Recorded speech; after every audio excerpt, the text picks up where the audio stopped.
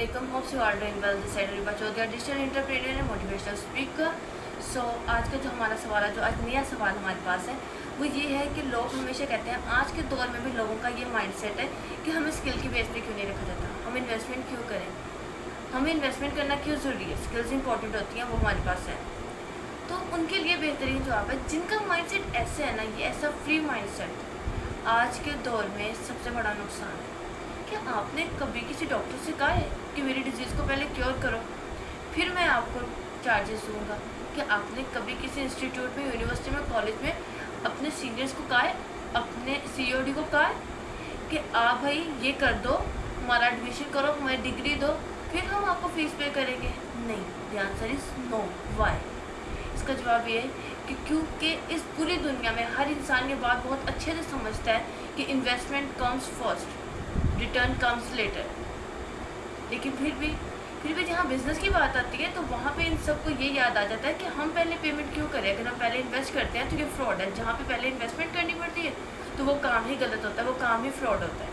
ये हमारा माइंडसेट बन चुका है. या कोई भी सक्सेसफुल इंसान हो, चाहे स्टीव जॉब हो या क्लोनर KFC के, उन सब ने अपनी अपनी फील्ड में ना टाइम, मनी सब इन्वेस्ट किया.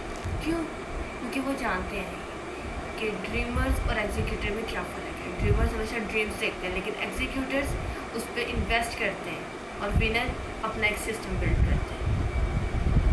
हमें क्या पता है कि सिस्टम और स्कैम में क्या डिफरेंस होता है.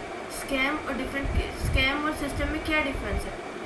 बेसिक सबसे बड़ा डिफरेंस स्कैम और सिस्टम में ये है कि स्कैम में हमें सिखाया नहीं जाता, सिस्टम हमें सिखाता है.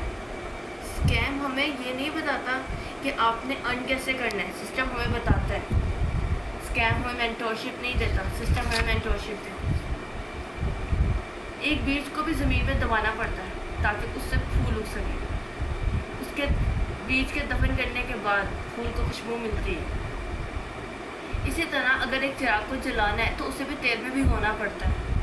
दुनिया में हर चीज़ आपसे कोई ना कोई कुर्बानी मांगती है, तो फिर बिज़नेस क्यों नहीं? मेन पॉइंट यहाँ पर ये है कि हमारा माइंडसेट ऐसा स्टक हो चुका है कि हम इन चीज़ों के बारे में सोचते ही नहीं हैं. हम इन चीज़ों से बाहर ही नहीं निकल सकते जो हमारा एक माइंडसेट बना दिया गया है.